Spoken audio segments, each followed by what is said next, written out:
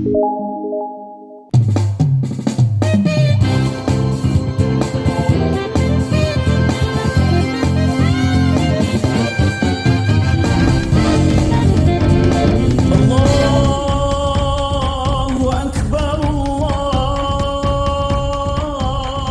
ya Miss ya. Oke, Assalamualaikum Jejak Suara Alam. Jejak Suara Alam hari ini masih tentang awal Lebaran, hari kemenangan bagi kita yang berpuasa. Ini Bu Dia, kan masih Lebaran nih, udah kita cicipin kue Lebaran, udah cicipin, tapi kita nggak milih sirup ya, karena air putih aja, boleh. Kemudian karakter anak-anak kita kan tadi Lebaran ya, Lebaran kita melanjutkan apa yang sudah baik di Ramadan, dilanjutkan. Kemudian ada silaturahmi.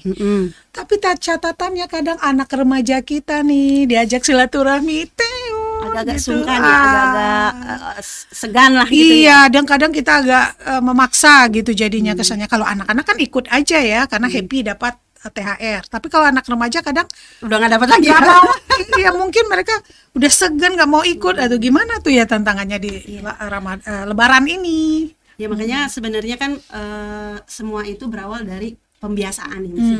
Kalau kitanya membiasakan budaya ya, membudayakan itu, pembiasaannya menjadi budaya gitu. Setiap Syawal itu kita berkunjung ke orang tua atau ke kerabat gitu ya. Anak-anak kan akan melihat, oh memang budayanya adalah kita mau tidak mau akan Kita nggak hidup sendiri. akan berkunjung gitu. Mau tidak mau kita ikutan, kalau ada ikutan ya ikut hadir ke acara silaturahim itu, Iya, seperti iya. itu.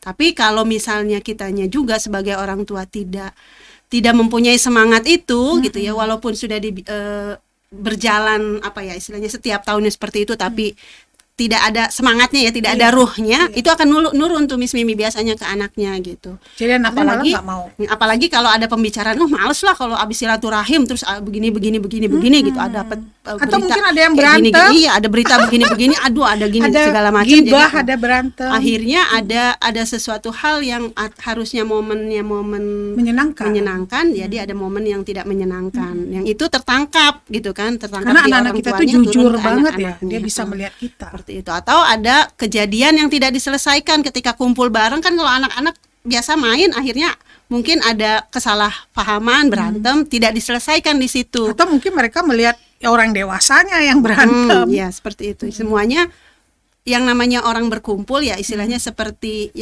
kita kalau cuci piring, naruh piring di tempat Pasti ada bunyinya lah ya. pasti ada bunyinya ya, beradu gitu kan. Nah, bagaimana caranya supaya beradunya itu tidak tambah kenceng ya kan, berhati-hati ya seperti itu. Atau diselesaikan di saat itu, ketika misalnya anak-anak kita yang sedang berkumpul nih dengan sepupu-sepupunya bertengkar atau berebut mainan atau makanan gitu ya, namanya lagi silaturahim gitu kan. Benar. Ya perlu diselesaikan masalah emosinya dia, masalah salah persepsinya. Kita perlu memberikan penjelasan ke mereka supaya ini tidak dibawa ke dalam hatinya, dan memberi juga kesan mungkin buruk gitu. Kalau bagi itu. orang dewasa, mungkin kita bersabar dulu, jangan berantemnya di Lebaran.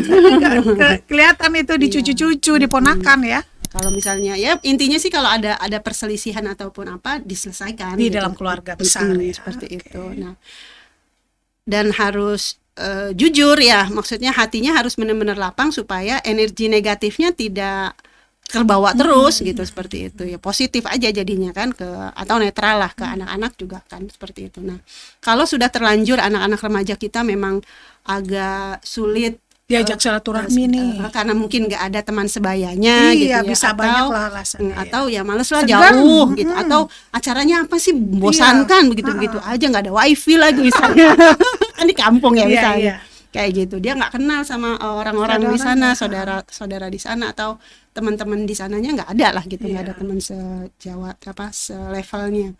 Ya mau tidak mau kita perlu memberikan pemahaman ketika kita melihat ketika kita melihat anak kita mulai ada mimik wajah kan kelihatan ya, raut wajah yang kayaknya agak berat nih, kurang nyaman.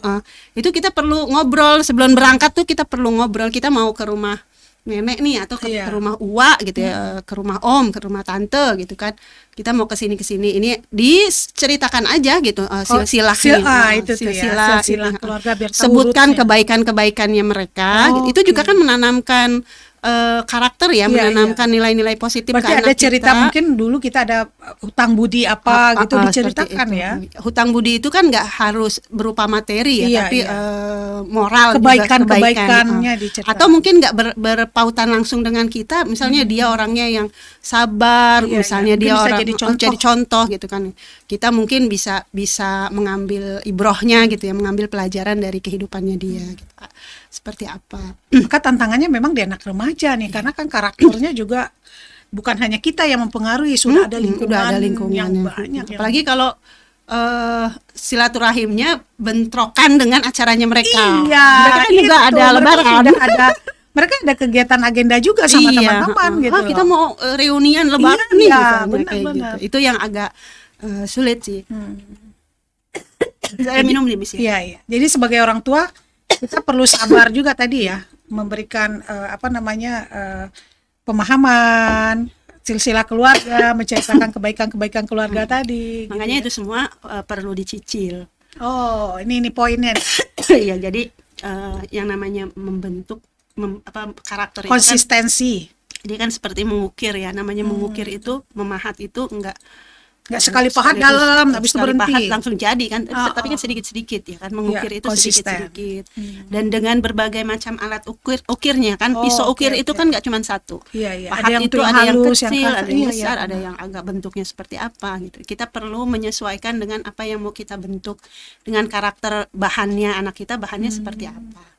Kayu yang mau kita ukir ini kayu empuk apa kayu keras gitu Iya, kan. iya, nanti akan beda lagi. Kan ya. beda tuh penekanannya, Metodenya. cara kitanya seperti itu. Jadi metode kita menghadapi anak-anak remaja kita juga kita beda ya. perlu tahu Karakternya gitu. yang akan kita bangun seperti apa. Makanya perlu menyicil untuk memahami anak-anak kita ini modelnya yang seperti apa. Nyicil itu tipikalnya. konsisten ya, konsisten di kita. Konsisten untuk mengamati, Iya. observasi, Waduh. kasih treatmentnya. Ada observasi di sini, ada Iya, treatment. jadi kita sebagai orang tua nggak cuman sekedar saya ngomongnya selalu sekedar Lewat, ya, iya. beri makan, nyiapin makan, Selesai. ini nanyain keadaan gimana, udah selesai gitu, tanpa peduli dia keadaannya seperti apa. Karena karakter yang mau dibangun gitu. Kan perlu kita meninjau ya, mengobservasi anak kita nih sedang kenapa, sedang bagaimana, sedang mengerjakan proyek apa gitu kan, dengan lingkungannya, dengan Karena sekolahnya. di dalam silaturahmi di lebaran itu kan kadang memang kelihatan nanti akhlak atau attitude-nya. Padahal kan short moment ya. Lebaran itu kan short moment. Tapi kita ketika bertemu misalnya dengan anak-anak itu kan kelihatan tuh. Waduh, gimana tuh Bu Dia? Iya.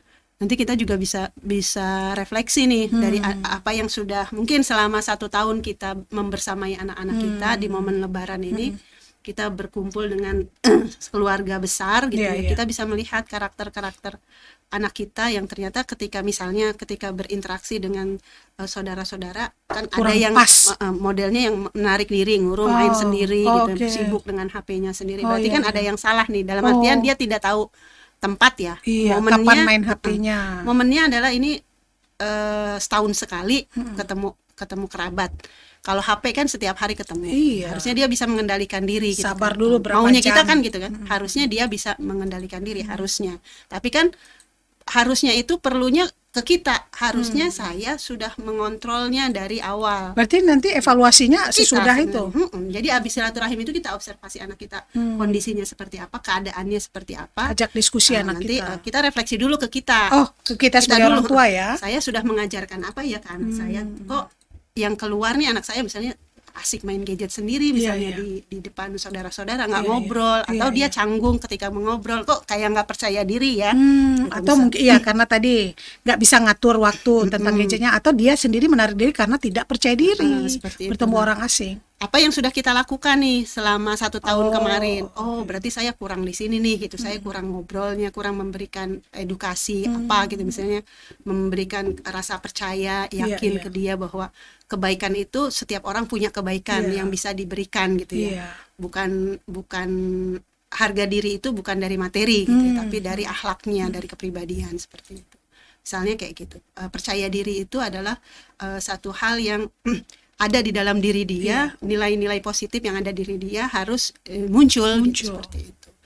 Bukan dari segi materi. Atau mungkin dia sangat aktif, tapi kadang ada juga overaktif, kan, gitu. iya, SKSD gitu. Akhirnya nggak sopan gitu. Iya. kesannya jadi nggak sopan. Nah, itu juga kan bisa jadi bahan refleksi kita. Oh, ternyata kita mungkin selama ini membiarkan anak kita untuk bicara apa adanya, jadi tapi nggak melihat tempat, tidak melihat lawan bicara, itu sama ratakan saja. Mungkin karena bentuk komunikasi kita egaliter di rumah, gitu. Jadi dia nggak punya strata. Dia bicara dengan kita mah biasa aja ya, maksudnya kayak temen gitu misalnya. Karena saking temennya kebablasan, jadi hilang adab gitu ya misalnya. Dengan orang yang lebih dewasa, kebawa keluar, kan? Seperti itu. Jadi kita perlu menjelaskan bahwa tetap ada adab lah di situ antara orang yang berbicara dengan orang yang lebih dewasa, usia bagaimana, dengan yang lebih tua seperti apa, dengan adik-adiknya seperti apa, nggak semuanya sama rata. Seperti itu.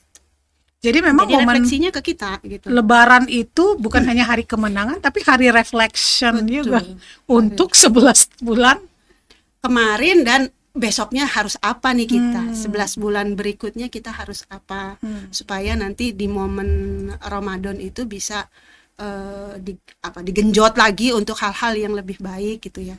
Seperti itu, nggak cuma kita meriset lagi nih, nggak cuma ibadah ke Allahnya gitu, tapi ibadah hubungan antara orang tua dengan anak gitu ya, menanamkan nilai-nilai ada di Ramadan, nggak cuman ayo sholat, ayo puasa, ayo sahur gitu ya, nggak cuman itu, tapi bagaimana mengkaji nilai-nilai kehidupan itu ada di momen real hidup kita ya, bermasyarakat. Karena di Ramadan itu banyak waktu sebenarnya yang bisa dimanfaatkan ketimbang hari-hari biasa.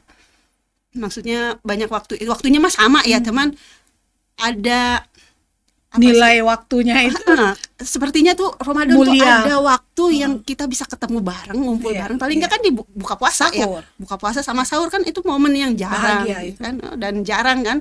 Kalau hari-hari biasa mungkin makan ya siapa aja yang lapar duluan makan gitu misalnya, atau paling nggak satu kali doang gitu makan malam gitu, atau ini kesempatan pagi. Untuk bersama itu jauh lebih banyak gitu di Ramadan. Nah itu jadi 11 bulan ke depannya itu bisa dirancang dari hasil evaluasi, perbaikan refleksi, lagi seperti apa.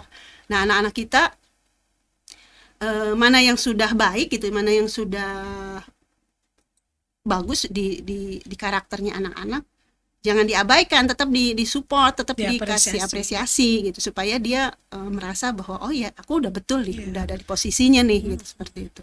Sementara yang kurang ya kita ingatkan, bukan menyalahkan gitu. Bang kayaknya kalau kakak kayaknya kalau seperti ini kamu lebih oke deh gitu, seperti itu. Dari segi penampilan juga gitu, misalnya ada model anak-anak remaja yang cuek gitu ya, penampilan rambut segondrong-gondrongnya, gondrong sih nggak apa-apa tapi rapi gitu kan, misalnya dirapihkan seperti apa. Jadi dia lebih menghargai dirinya, gitu. Pakai pakaian juga nggak yang pantas gitu ya. Seperti memakai yang momennya dia memantaskan diri dia ya. Lagi tren sih misalnya gitu ya, model celana yang lututnya robek gitu ya. Cuman kan kalau di hari raya, kalau di hari raya kan agak jangan lah gitu ya. Kalau main sama teman-teman ya silahkan, terserah lah gitu ya. Tapi tetap kan dia tahu batasan aurat robeknya harusnya di sebelah mana gitu ya. Robeknya di dalamnya ada dalaman lagi. Jadi pantas gitu juga, jadi dia sehingga anak-anak kita memiliki karakter yang ini juga ya, percaya diri tadi, bisa menghargai dan adab.